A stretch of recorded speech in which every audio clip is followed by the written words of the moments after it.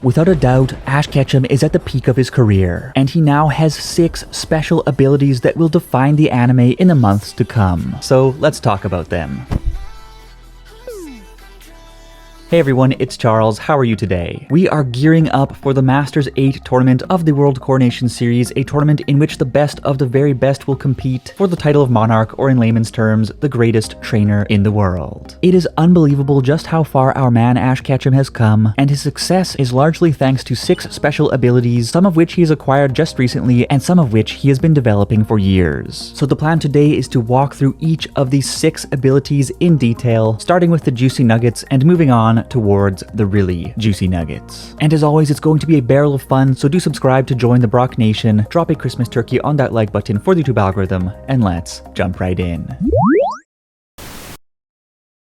We are going to break down the discussion of Ash's special powers into 2 parts. 1. Official techniques, and 2. Ash Ketchum exclusives. Official techniques refers to the big 3 battle gimmicks which World Coronation Series trainers are allowed to use only one of per match. Other trainers may have access to 1 or more of these, and Ash, with access to all 3, is exploiting them in truly interesting ways. Ash Ketchum exclusives refers to the other big 3 abilities Ash now possesses that give him a unique edge over any competitor. 2 of these are bizarre power-ups inaccessible to any other known trainer, and the 3rd is something truly unpredictable. Well, let's cut to the candy.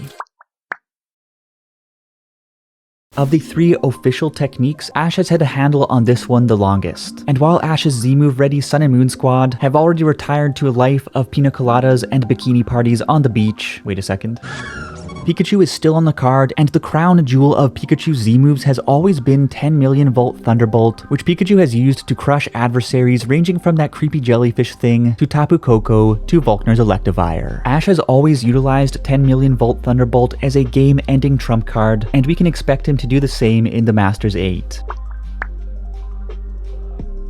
Ash is currently able to Gigantamax 2 of his Pokémon, Pikachu and Gengar. We saw Pikachu go XXXXXXXXL on us back in Ash's friendly match against Leon in episode 13, and it's another fun option in the Pikachu Power Pocket. But the real Gigantamax MVP is Ash's Gengar. Thanks to the special training conducted with Alistair, Gengar was able to master the Gigantamax transformation, and since then we have seen Gigantamax Gengar take down both Marnie's Grimmsnarl and Raihan's Flygon. With a 3-turn limitation, trainers in the anime have typically used Gigantamax as a mid-game play to turn the tides, and I expect Ash to use it in similar fashion in the Masters 8.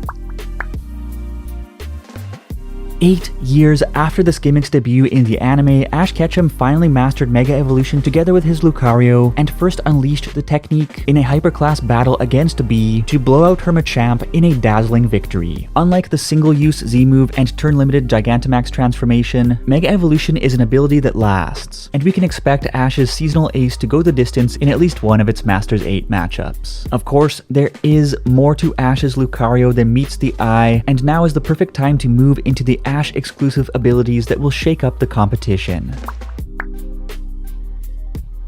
Way back in 2005, it was revealed that Ash had a very unusual power at his disposal, a power so rare, in fact, that only one other known human in the present day is able to use it. That is, aura, or rather the ability to manipulate aura and connect with the auras of others. Ash exhibited aspects of his aura abilities in the movie Lucario and the Mystery of Mew and throughout the Diamond and Pearl saga, but the first time he formally used it in battle was with Greninja in the XY series. What? Greninja? Yes, Greninja. An ace Pokemon whose special bond with Ash allowed it to physically transform, while also gaining power and speed to rival that of any Mega Evolution Pokemon. Almost. Back then, Ash and Greninja's connection was referred to as the Bond Phenomenon and said to be related to something called Infinity Energy, but in Pokemon Journeys episode 108, it was suggested that the Bond Phenomenon may simply be an offshoot of the broader Aura Phenomenon. And when Ash realized that his ability to connect with Lucario's aura was strangely similar to his ability to become one with Greninja, he and Lucario raced off to train with Blue Kermit right away. And after training, Ash and Lucario could perfectly sync with one another, just as Ash and Greninja have been able to do since the Kalos days. phase. Getting in perfect sync improves Ash's perspective of a battle and the team's reaction times, and while it remains unclear if Ash and Lucario's aura bond or bond phenomenon will endow Lucario with any specific stat buffs, we know just how much of a game changer this ability was for Ash in the Kalos League, and moreover, Greninja's training has also granted Lucario a deadly special move that has just recently shocked the world.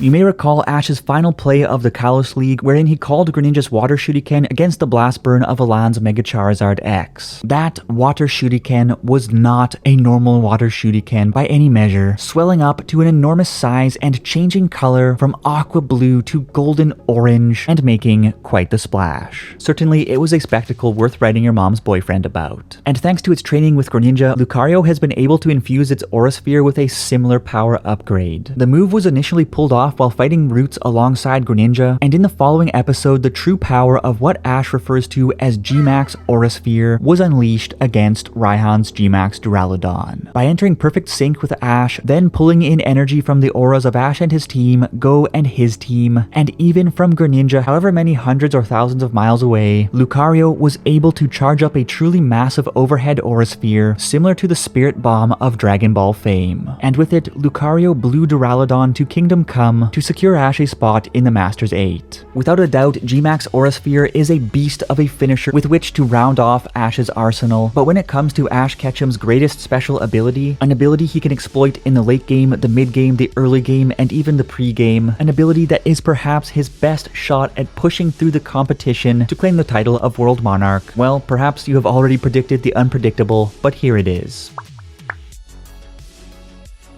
The big three battle gimmicks are certainly forces to be reckoned with, as are the Aura Bond Sync and G-Max Aura Sphere techniques. But the true ace in Ash's sleeve has always been and will always be his sheer unpredictability and his ability to pull win conditions out of thin air. Whether it be Pikachu using Iron Tail on a body of water to drench Alan's Tyranitar for a Thunderbolt follow-up, Snorlax launching itself into the air with Hyper Beam to dodge a blow while simultaneously powering up a big body slam to KO Greta's Medicham, because what goes up must come down. Glalie obliterating Clark's Charizard by turning itself into a Pokemon pinball to gain serious momentum and unleash a skull-smashing headbutt. Froakie countering Rock Tomb by turning the attack projectiles into stepping stones. Infernape using Dig followed by Flare Blitz underground to burn up Drapion's toxic spikes and punish Ninjask in Ash's Lily of the Valley conference match against Paul. Or Gengar Gigantamaxing against Raihan to surprise everyone by sucking up Sandstorm, negating Raihan's weather manipulation and exposing Flygon to the people's elbow. The examples go on and on and on and on and on. Simply put, opponents never know what kind of bizarre play Ash is going to call next, which makes him a threat in any situation. And using his unpredictability in conjunction with the 5 other banger powers we have discussed today, who knows what he is capable of in the Masters 8. Oh yeah, and Sirfetch'd learned Meteor Assault.